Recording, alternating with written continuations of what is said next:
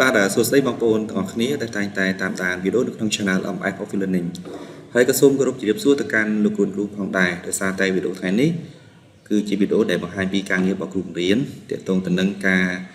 រកចំនួនសិស្សទៅតាមកម្រិតមធ្យមភាគនីមួយៗហើយវាក៏ជាវីដេអូដែលបកស្រាយចម្ងល់របស់បងប្រុសម្នាក់ដែលគាត់បានផ្ញើសារចូលមកកាន់ Page MF of Learning ដើម្បីឲ្យខ្ញុំជួយធ្វើជាវីដេអូបង្ហាញស្ដីអំពីរបៀបនៃការប្រើប្រាស់ប្រព័ន្ធនេះចឹងនៅក្នុងថ្ងៃនេះខ្ញុំបានធ្វើជាវីដេអូដើម្បីចែករំលែកចំណេះដឹងទាក់ទងទៅនឹងការប្រើប្រាស់រូបមន្តចំនួន2របៀបដើម្បីរកចំនួនសិស្សទៅតាមកម្រិតមធ្យមភាពនីមួយៗអញ្ចឹងកុំឲ្យខាត់ពេលយើងចូលទៅកាន់វីដេអូមេរៀនទាំងអស់គ្នាបាទតោះ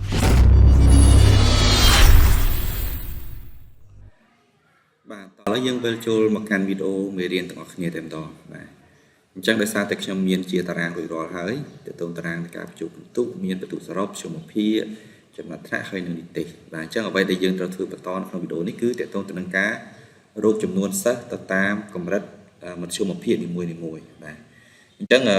មុននឹងចាប់ដើមធ្វើការបង្ហាញពីរូបមន្តខ្ញុំសូមធ្វើការបង្ហាញកន្លែងនេះបន្តិចបាទអញ្ចឹងកន្លែងនេះគឺក្នុងគោលបំណងរបស់គាត់ដែលគាត់បង្ហាញមកគឺប្រសិនបើសិស្សទទួលបានមធ្យមភាគចាប់ពី5រហូតដល់ 6.49 អញ្ចឹងគាត់នឹងទទួលបាននីតិមធ្យមកន្លែងហ្នឹងណាមធ្យមហើយមានចំនួនសិស្សប្រមាណនេះតាមពិតកន្លែងចំណុចចុងក្រោយត្រង់ 6.49 នេះប្រសិនបើយើងគិតពី 6.49 វាអាចនឹងមានចន្លោះខ្វះខាតប្រសិនបើក្នុងករណីបើសិនជាយើងកំណត់ត្រឹមពី5ដល់ 6.49 ចុះបើក្នុងករណីសិស្សខ្លះវាមាន 6. វាលើកបន្ទុកគ្នាតិចតួចបំផុតគឺថា 6.499 អញ្ចឹងមានន័យថា 499 នេះគឺសិស្សនោះគឺវាស្ថិតនៅក្នុងកម្រិតនេះដែរប៉ុន្តែបើយើងកំណត់យកត្រឹមតែ49ប៉ុន្តែបើមានក្នុងករណីសិស្សមាន 4.99 ធ្វើឲ្យបាត់ចំនួនសិស្សកន្លែងនេះណាអញ្ចឹងកន្លែងនេះគឺខ្ញុំសូមធ្វើការបញ្ជាក់ឡើងវិញទាក់ទងកន្លែងកំណត់ប្រជុំភាពនេះគឺយើងត្រូវកំណត់កន្លែងនេះចាប់ពី5រហូតដល់ក្រោម 6.50 កន្លែងណាបើយើងដាក់ 6.49 បើសិនជាមាន 4.499 ធ្វើឲ្យបាត់ចំនួនសិស្សអញ្ចឹងកន្លែងយើងត្រូវកំណត់វិញថាចាប់ពី5រហូតដល់ក្រោម 650 បាទកន្លែងនេះណាដល់ពេលកន្លែងនេះវិញគឺយើងត្រូវកំណត់ចាប់ពី 650 រហូតដល់អត់មានដល់ 7.99 ទេគឺដល់ក្រោម 8 បាទក្រោម 8 អាហ្នឹងទើបធ្វើឲ្យបាត់ចំនួនសិស្សហើយកន្លែងនេះគឺចាប់ពី 8 រហូតដល់ក្រោម 9.5 ហើយចាប់ពីកន្លែងនេះគឺចាប់ពី 950 ឡើងកន្លែងហ្នឹងណាហើយដល់នេះគឺក្រោម 5 អញ្ចឹងដោយសារតែទិន្នន័យរបស់គាត់ដាក់បែបហ្នឹងប៉ុន្តែន័យគឺបែបហ្នឹងអញ្ចឹងដើម្បីប្រើប្រាស់ប្រព័ន្ធកន្លែងនេះគឺយើងចាប់ផ្ដើមប្រើប្រាស់ប្រព័ន្ធតែម្ដងគឺយើងប្រើប្រព័ន្ធ count if កន្លែងហ្នឹងខ្ញុំសូមបន្ថយបន្តិចបាទអញ្ចឹងកន្លែងគឺយើងចាប់ប្រើប្រព័ន្ធ count if បាទយើងគាត់បាយសញ្ញាស្មើបាទស្មើហើយបាយពាក្យថា count បាទ count if ហើយថែមអក្សរ s បាទ count if ថែមអក្សរ sដោយសារតែ count ក្នុងករណីនេះគឺយើងប្រើប្រាស់ពីរលក្ខខណ្ឌលក្ខខណ្ឌទី1គឺចាប់ពី5ហើយលក្ខខណ្ឌទី2ទៅដល់ក្រោម 6.50 អញ្ចឹងមានតែពីរលក្ខខណ្ឌអញ្ចឹងយើងទៅប្រើប្រព័ន្ធ count if បាទអញ្ចឹងកន្លែងនេះយើងសរសេរនៅខាងលើក៏បានដែរមើលនៅខាងលើវិញក៏បានដែរតមកទៀតយើងអញ្ចឹងមានន័យថាចំនួនសិស្សគឺអាស្រ័យទៅលើមធ្យមភាគអញ្ចឹងយើងសេលេគ្តលើមធ្យមភាគទាំងអស់មកចាប់ពីមធ្យមភាគដំបូងគេសេលេគ្តទាំងអស់មកបាទទាំងអស់តមកទៀតយើងចុច F4 លើ keyboard ដើម្បីដាក់សញ្ញាដុល្លារដើម្បីចងកាឡាវាហ្នឹងមកតមកទៀតលក្ខខណ្ឌទី1គឺធំជាងចាប់ពី5គឺមានន័យថាធំជាងឬស្មើ5ធំជាងស្មើ5អញ្ចឹងកន្លែងនេះគឺយើងត្រូវប្រើសញ្ញាពេញកដោសញ្ញាពេញកដោ2អមអញ្ចឹងមកអញ្ចឹងមានថាលក្ខខណ្ឌទី1យើងត្រូវការរាប់ចំនួនសិស្សចាប់ពី5ទៅនៅក្នុងន័យគណិតវិទ្យាគឺមានន័យថាធំជាងឬស្មើ5តមកទៀតយើងចូលលក្ខខណ្ឌទី2យើង select លើមធ្យមភាគដដែលមធ្យមភាគដដែលបាទយើងចុច F4 លើ keyboard ដើម្បីចងកាឡាវាទុកហើយយើងរហូតទៅដល់ក្រោម 6.5 អញ្ចឹងក្រោម 6.5 គណិតវិទ្យាគឺតូចជាង 6.5 បាទតូចជាង 6.5 តទៅទៀតកន្លែងនេះដាក់សញ្ញាពេញកណ្ដោដូចគ្នាយើងដាក់សញ្ញាពេញកណ្ដោបាទហើយយើងបិទវងចងវិញមកអញ្ចឹងជាលក្ខខណ្ឌទាំងពីរអានេះគឺបង្ហាញពីវិធីនៃការប្រើប្រាស់រូបមន្តទី1កន្លែងណាបាទអញ្ចឹង enter មក បាទចឹងយើងទទួលបានចំនួនសិស្សគឺបែបហ្នឹងហើយ6នាក់បាទចឹងចាប់ពី5រហូតដល់ 6.49 ឬក៏ក្រោម 6.5 ចឹងមានចំនួនសិស្សទាំងអស់6នាក់ចឹងដល់ពេលសិស្សបន្តទៀតតើយើងទៅធ្វើម៉េចកន្លែងនេះបាទសិស្សបន្តទៀតហ្នឹងគឺយើងអាចវាយប្រព័ន្ធសារដើមនឹងវិញក៏បានឬក៏យើង copy ប្រព័ន្ធក៏បានដែរយើង copy ខាងលើនេះមកនេះ copy វាណាបាទ copy enter សិនមកតទៅទៀតយើងចូលយើងយកមកដាក់ចំកន្លែងកម្រិតទី2យើងคลิกមក start pass នៅលើនេះមក pass តមកទៀតយើងគាត់តែកែលក្ខខណ្ឌមកអញ្ចឹងលក្ខខណ្ឌបន្តទៀតគឺចាប់ពី 6.5 អញ្ចឹងកន្លែងចាប់ពី 6.5 យើងវាយមក 6.5 រហូតទៅដល់ក្រោម 8 7.99 គឺមានន័យថាក្រោម 8 អញ្ចឹងកន្លែងយើងដាក់ក្រោម 8 វិញដើម្បីឲ្យវាត្រឹមត្រូវបាទដូចជាង 8 បាទហ្នឹងមកអញ្ចឹងចាប់ពី 6.5 ទៅដល់ក្រោម 8 យើងធ្វើទៀតមកចុច pass ទៀតមកចូលកម្រិតទី3គឺចាប់ពីប៉ុន្មានចាប់ពី 8 ចាប់ពី 8 គឺមានន័យថាខ្ញុំជាងឬស្មើ 8 រហូតទៅដល់ 4.49 ឬក៏ក្រោម 9.5 ក្រោម 9.5 គឺកន្លែងយើងដាក់មក 9.5 គឺ 9.5 ហ្នឹងហើយបាទ 9.5 រួចយើង enter តម្លាក់ទៀតមកអញ្ចឹងយើងចូលលក្ខខណ្ឌមួយទៀតគឺចាប់ពី 9.50 បាទ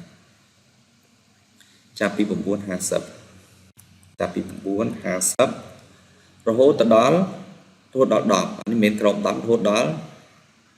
តូចជាងឬស្មើតូចជាងឬស្មើ 10 តែម្ដងនេះបើយើងអត់ដាក់សញ្ញាស្មើទេបើសិនបើសិនបានជុំភាគ 10 គឺអត់មានជួបក្នុងលក្ខខណ្ឌនេះអញ្ចឹងកន្លែងនេះគឺមានន័យថាចាប់ពី 9.5 រហូតដល់ 10 អញ្ចឹងចាប់ពី 9.5 រហូតដល់ 10 អញ្ចឹង enter មកបាទអញ្ចឹងយើងទទួលបានហើយមួយទៀតគឺលក្ខខណ្ឌចុងក្រោយគឺក្រោម 5 អញ្ចឹងក្រោម 5 គឺយើងមានន័យថាមានតែមួយលក្ខខណ្ឌនេះអញ្ចឹងស្មើមួយលក្ខខណ្ឌកន្លែង count if គឺយើងអត់ប្រើ s ទេអញ្ចឹងយើងលុបលក្ខខណ្ឌមួយចេញលុបចេញអញ្ចឹងកន្លែងនេះគឺដាក់ថាក្រោម 5 ក្រោម 5 គឺមានន័យថាតូចជាង 5 អញ្ចឹងដាក់តូចជាង 5 តូចជាង 5 enter មកអញ្ចឹងអត់មានទេបាទអត់មានអ្នកមានជួបភាគតូចជាង 5 ទេឥឡូវបើយើងសាកល្បងកែកន្លែងខ្ញុំដាក់ 2 ឃើញចាប់ដើមតូចជាង 5 មានម្នាក់នេះណាខ្សោយតូចជាង 5 មានម្នាក់បាទអញ្ចឹងអានេះតកតងទៅនឹងការរកចំនួនសរុបតាមកម្រិតប្រជុំភាគដល់ពេលមួយទៀតយើងរកស្រីវិញរកចំនួនស្រីតាមកម្រិតប្រជុំភាគដូចគ្នាអញ្ចឹងតកតងទៅនឹងការរកចំនួនស្រីនេះយើងអត់មានអីពិបាកទេយើងគាត់តែ copy រូបមន្តនេះមកបាទរូបមន្តយើងបាទ copy វាបាទចុច tab ក៏បានចុច enter ក៏បានហើយយើងមកដាក់ចំកន្លែងស្រីហ្នឹងផាសវាមកអញ្ចឹងរូបមន្តរោគមជ្ឈមភាគកម្រិតទី1គឺយើងប្រើពីលក្ខខណ្ឌរោគចំនួនសរុបប៉ុន្តែដល់ពេលកន្លែងនេះរោគយើងថែមមួយលក្ខខណ្ឌទៀតគឺថែមស្រីមានន័យថាយើងរាប់តែស្រីទេកន្លែងនេះគឺទាំងប្រុសទាំងស្រីកន្លែងនេះគឺយើងរាប់តែស្រីអញ្ចឹងយើងគាត់ដាក់ cursor យើងកន្លែងនេះនៅដំបូងគេណាតទៅទៀតយើងទៅ select លើ page របស់យើងទាំងអស់នេះមក select ទាំងអស់ត្រឹម page ចុច F4 នៅលើ keyboard ដើម្បីចងកន្លែងវាទុកហើយដាក់ក្បៀសមួយមកដាក់សញ្ញាភ្នែកកដោហើយយើងវាយពាក្យថាសបាទដោយសារតែស្រីយើងតំណាងភេទគឺអក្សរសអញ្ចឹងយើងដាក់អក្សរសមកក៏ប៉ុន្តែបើសិនជាភេទកន្លែងនេះយើងវាយពាក្យវិញថាប្រុសឬក៏ស្រីអញ្ចឹងកន្លែងនេះយើងវាយពាក្យថាស្រីប៉ុន្តែជាស្ដែងកន្លែងនេះគឺយើងប្រើអក្សរសដើម្បីសម្គាល់ភេទស្រីអញ្ចឹងកន្លែងនេះយើងវាយអក្សរសដូចគ្នាហើយ code របស់យើងគឺប្រើ code is ដែរ code if ដែរមានន័យថាយើងមាន3លក្ខខណ្ឌទៅគឺចាប់ពី2លក្ខខណ្ឌទៅគឺយើងមានថាអក្សរ S អញ្ចឹងយើង enter មកបាទអញ្ចឹងយើងបានសរុប5នាក់ស្រីមាន2នាក់បាទហើយកន្លែងដូចគ្នាយើងគាត់ copy មក copy កន្លែងលក្ខខណ្ឌស្រីទុកមកអូអត់កើតទេបាទអញ្ចឹងកន្លែងនេះគឺយើងអាចអុសរូបមន្តទីចក្រមអុសតែម្ដងមកអុសរូបមន្តយើងខុសលក្ខខណ្ឌអញ្ចឹង copy កន្លែងដូចគ្នា copy វាមកបាទដើម្បី copy លឿនអត់មានអីពិបាកទេយើងគាត់តែ select លើវាបែបនេះចុច copy ទៅ select វាបែបនេះឬក៏ select copy វាមកហើយយើងផាសយកតែម្ដងមកនេះផាសយកនេះកុំផាសយក value ផាសក្នុងដំបូងគេនេះក៏បានឬក៏យើងចុច control V ក៏បានបាទចុច control V មកបាទអញ្ចឹងយើងបានកន្លែងអញ្ចឹងកន្លែងយើងគាត់ថែមលក្ខខណ្ឌស្រីអញ្ចឹងយើង copy កន្លែងលក្ខខណ្ឌស្រីនៅខាងលើដែលយើងបាន copy ដែលយើងបានសរសេររួចហើយ copy វាមក enter សិនហើយយើងមកដាក់នៅខាងមុខគេនេះបាទហើយចុច control V មក enter បាទអានេះយើងចុច control V ដែរមក enter ហើ lại những lại trong hàng mục đôi khi control V mà enter control V enter bây giờ khâu anh chạy cái này níដោយសារតែរមុនចុងក្រោយនេះគឺយើងមានពីរលក្ខខណ្ឌស្រីហើយនិងតូចជាង5អញ្ចឹងកន្លែងតាមសក់ឯងហើយយើង enter មកបាទនេះបាទអញ្ចឹងខ្សោយមិញគឺមានម្នាក់ទៀតភេទប្រុសបាទនេះណាតែផ្សេងកន្លែងយើងដាក់អក្សរសវិញភេទស្រីមើលដាក់ភេទស្រីកន្លែងនេះដាក់ enter មកគេវាទៅជាស្រីមួយអញ្ចឹងបើស្អីយើងដាក់ប្រុសវិញ enter មកអញ្ចឹងប្រុសស្រី0វិញនេះគឺជារបៀបនៃការប្រើប្រាស់រូបមន្តប្រភេទទី1ដោយក្នុងលក្ខខណ្ឌនីមួយៗគឺយើងបញ្ចូលលក្ខខណ្ឌបែបនេះប៉ុន្តែបើសិនជាក្នុងករណីយើងគិតមើលបើសិនបើកន្លែងនេះវាមានចុយលក្ខខណ្ឌអញ្ចឹងយើងអង្គុយកែលក្ខខណ្ឌនីមួយៗវាអាចធ្វើឲ្យពិបាកអញ្ចឹងយើងចង់បង្កើតមានន័យថាយើងវាយរូបមន្តតែមួយកន្លែងមកគឺយើងយកតែម្ដងចាឥឡូវខ្ញុំបង្ហាញពីរូបមន្តទី2អញ្ចឹងខ្ញុំសូម copy Ctrl C និងក្រោមនេះ Ctrl V ហើយអញ្ចឹងហើយខ្ញុំលុបចោលដោយសារនេះទទួលការប្រព័ន្ធប្រព័ន្ធអញ្ចឹងកន្លែងនេះគឺខ្ញុំអត់ចង់វាយមួយទេខ្ញុំវាយរូបមន្តតែខាងលើមួយមកខ្ញុំអូសចុះក្រោមអូសចុះក្រោមអាចគូពីច្រើនដងញ៉ៃណាបាទអញ្ចឹងកន្លែងនេះគឺខ្ញុំបរិយាកាសបន្តិចបាទអញ្ចឹងយើងត្រូវដឹងលក្ខខណ្ឌណាលក្ខខណ្ឌទី1គឺចាប់ពី5អញ្ចឹងកន្លែងខ្ញុំសេ5តមកទៀតរហូតដល់ប្រមាណដល់ 6.49 ឬក៏ក្រោម 6.5 អញ្ចឹងកន្លែងនេះបើថា 6.5 តមកទៀតកន្លែងនេះគឺថ្មីទី2នេះគឺចាប់ពី 6.5 យើងមក 6.5 យ៉ាទៅសិតស៊ីនេះចាប់ពី 6.5 រហូតដល់ក្រោម 8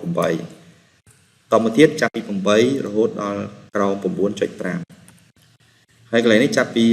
9.5 ឡើងទៅរហូតដល់ 10 នេះណារហូតដល់ 10តាមពិតកន្លែងនេះយើងប្រើលក្ខខណ្ឌតែមួយក៏បានដែរនេះកន្លែងនេះកន្លែង 9.5 នោះគឺយើងអាចប្រើលក្ខខណ្ឌត្រឹមតែ count if ដែលយើងមាន s ដោយប្រើមួយលក្ខខណ្ឌគឺយើងប្រើពាក្យយើងប្រើថាធំជាងស្មើ 9.5 នេះក៏បានដែរបាទយើងអាចលុបនេះចោលក៏បានដែរកន្លែងណាយើងអាចលុបចោលក៏បានដែរតែប៉ុណ្្នឹងមកប៉ុន្តែកន្លែងនេះយើងត្រូវលុបអក្សរ s ចេញដោយសារតែយើងមានមួយលក្ខខណ្ឌ enter មកចេញដូចគ្នាចេញដូចគ្នាកន្លែងដូចគ្នាដែរយើងអាចលុបចោលមកពិតយើងដាក់ខុសដែរអត់ជាបញ្ហាទេបាទអញ្ចឹងកន្លែងនេះពីរលក្ខខណ្ឌដដែលស្រីមួយហើយនិងអានេះមួយអញ្ចឹងពីរលក្ខខណ្ឌតាម S ដដែលអញ្ចឹងចេញដូចគ្នាអញ្ចឹងកន្លែងនេះគឺយើងអាចប្រើពាក្យថាធំជាង 9 ក៏បានធំជាង 9.5 ហើយកន្លែងនេះយើងមិនដាក់ក៏បានប៉ុន្តែអត់ជាបញ្ហាទេអញ្ចឹងក៏ដាក់ចុះតមកទៀតកន្លែងនេះគឺក្រោម 5 អញ្ចឹងទៅក្រោម 5 កន្លែងប្រើមុនបាច់ដដែលកន្លែងណាបាទឥឡូវយើងរៀបរបៀបនៃការប្រើប្រាស់ប្រព័ន្ធទី1អញ្ចឹងយើងវាយលេខវាយស្មើមកអញ្ចឹងដោយសារមានពីរលក្ខខណ្ឌយើងធំជាងចាប់ពី5រហូតដល់ក្រោម 6.5 អញ្ចឹងវាយរូបមន្ត count if តាម count if មានពីរលក្ខខណ្ឌប្រើស្វ័យបន្តមកទៀតយើង select លើមធ្យមភាពរបស់យើងចាប់ពីលើដល់ក្រោមបន្តមកទៀតយើងចុច F4 នៅលើ keyboard ដើម្បីតំណាងបាទ select សាកដើម count if បាទបន្តមកទៀតយើងចុច F4 នៅលើ keyboard ដើម្បីចងកន្លែងវាទុកហើយយើងវាយក្បិចមួយមកតមកទៀតលក្ខខណ្ឌកន្លែងនេះគឺចាប់ពី 5 ចាប់ពី 5 គឺមានន័យថាធំជាងឬស្មើ 5 ប៉ុន្តែកន្លែងលេខ 5 នេះយើងអត់វាយលេខ 5 ទេកន្លែងយើងវាយលេខ 5យើងពិបាកវាយរូបមន្តគ្រប់កន្លែងអញ្ចឹងយើងចុចលើកន្លែងនេះតែម្ដងធំជាងឬស្មើនេះបាទប៉ុន្តែដើម្បីឲ្យតែរូបមន្តដំណើរការអញ្ចឹងអាកន្លែង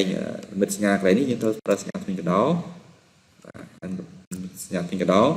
ចំណែកទីតាំងដែលយើងបាន select យកទីតាំង cell ហ្នឹងគឺយើងប្រើសញ្ញានឹងជាប់ដោយសញ្ញានឹងហ្នឹងមកពេលដាក់ក្បៀសមួយតទៀតយើង select លើមធ្យមភាពនេះឡើងវិញឬក៏យើងខ្ជិល select យើងអាច copy កន្លែងនេះក៏បានដែរ copy វាបាទ copy ពីព្រោះវាដូចគ្នាបាទយើងផាសមកយើងវាយក្បៀសមួយអញ្ចឹងអានេះដល់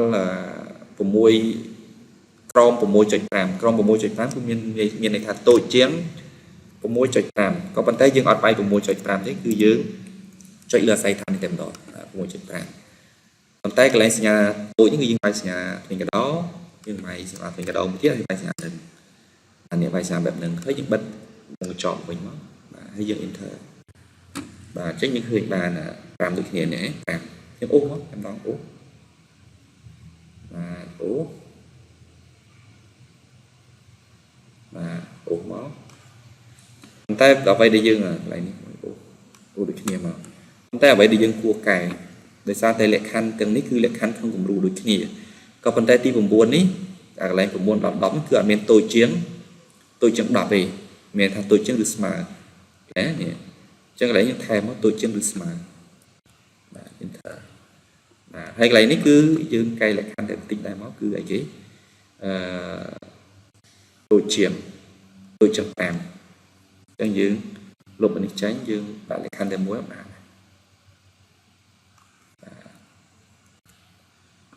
លុបមកបាទអញ្ចឹងយើងកែលក្ខខណ្ឌកន្លែងនេះគឺតូចជាង5បាទតូចជាង5យើងប្រើទម្លាក់មកបានបាទនេះរូបមន្តគឺយើងប្រើចេញដូចគ្នាអញ្ចឹងនៅពេលដែលយើងកែកម្រិតនៅណានេះក៏ប្រែប្រួលដែរនេះប្រែប្រួលបាទអញ្ចឹងយើងមកអញ្ចឹងមានន័យថាយើងទៅសេតែមួយមកយើងអូសឆ្វោកតែម្ដងនេះក្នុងករណីដែលយើងចង់ប្រើបាត់រូបមន្តហើយចំនួនស្រីក៏ដូចគ្នាដែរយើងគាត់នឹង copy វាមកបាទ copy កន្លែងណា copy កន្លែងមុនទី1កន្លែងនេះ copy វាមកបាទ copy ចុច tab ក៏បាន enter ក៏បានយកដាក់ចំកន្លែងនេះហើយចុច pass តោះទៀតយើងគាត់ថាថែមលក្ខខណ្ឌស្រីមកកន្លែងហ្នឹងយើង select ត្រង់កន្លែង page select ទាំងអស់នេះមកយ៉ាដាក់ដើម slot លេខខុសបាទ select ឡើងលើទៅវិញបាទឡើងលើក៏បានចុចក្រោមក៏បានចុច F4 នៅលើ keyboard មួយហើយយើងដាក់លក្ខខណ្ឌមកកន្លែងនេះគឺអត់មានប្រែប្រួលទេគឺស្រីយើងបែកសមកបាទក្បៀសមកបាទប៉ុណ្ណឹង enter នោះអូខុសគេបាទកន្លែងនេះអ្វីដែលខុសគឺខុសកន្លែងនេះដោយសារយើងដាក់អត់មានសញ្ញាថ្មីកណ្ដោអញ្ចឹងយើងលុបវាចេញមកដាក់សញ្ញាថ្មីកណ្ដោបាទ enter មកអូមើលរូបមន្តតិចបាទនេះកន្លែងនេះលើសបាទលើសសញ្ញាថ្មីកណ្ដោបាទចេះបាទ enter មកបាទយើងអុបដូចគ្នាមកបាទនេះយើងបាន2 6 2 6 1 10ដូចគ្នាក៏ប៉ុន្តែដូចខ្ញុំបញ្ជាក់អញ្ចឹងកន្លែងនេះដោយសារតែប្រព័ន្ធ2នេះគឺខុសពីអា3ខាងលើតម្រង់របស់វាអញ្ចឹងយើងគាត់នឹងកែតិចមកអញ្ចឹងកែមិនកន្លែងនេះគឺយើងថែមតូចជាងឬស្មើមានន័យថាតូចជាងឬស្មើ10នេះតូចជាងស្មើនេះអញ្ចឹងកន្លែងនេះគឺយើងកែដូចគ្នាដែរគឺលុបនេះចោលលុបទៅនេះភាសាវងចអញ្ចឹងកន្លែងយើងដាក់តូចជាងវិញមកតូចជាង5បាទតូចជាង O36 enter បាទចេញដូចគ្នានេះបាទឥឡូវខ្ញុំធ្វើការកែរូបកែទិន្នន័យកន្លែងនេះខ្ញុំដាក់10ឥឡូវគាត់បាន10ទាំងអស់គាត់ជាល្អណាស់ល្អណាស់អញ្ចឹងល្អណាស់យើងឡើងដល់ណាឡើងដល់2នេះ2នាក់ស្រី1បាទបើយើងថែមមួយទៀតខ្ញុំអូសបន្ទួយដូចគ្នាអញ្ចឹងល្អណាស់ឡើងដល់3នាក់ស្រី2វិញបាទហើយក្រោម5ស្អាកន្លែងនេះខ្ញុំដាក់បន្ទុក2ទាំងអស់អញ្ចឹងមានក្រោម5អញ្ចឹងវាឡើងដល់2អានេះ2ដូចគ្នាអញ្ចឹងរូបមន្ត2នេះគឺយើងប្រើប្រាស់ដូចគ្នាcòn ra muối cái dương pra xây than cả là pra khẳng định ra khẳng định những ai lúc cho vì nó hai dương nó cùng lục bí này nè lúc error của mình nèเราtrong dạng bao nhiêu lục giảm đấy lúc bọn tranh này rồi thì trong việc phải buộc tạm này trên vật tiền tàu liệt vì hai dương máu phải nói những mà từ này là gì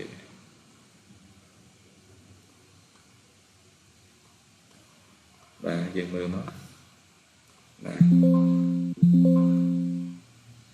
bạn này chúng muốn tin lấy thì đôi chuyện này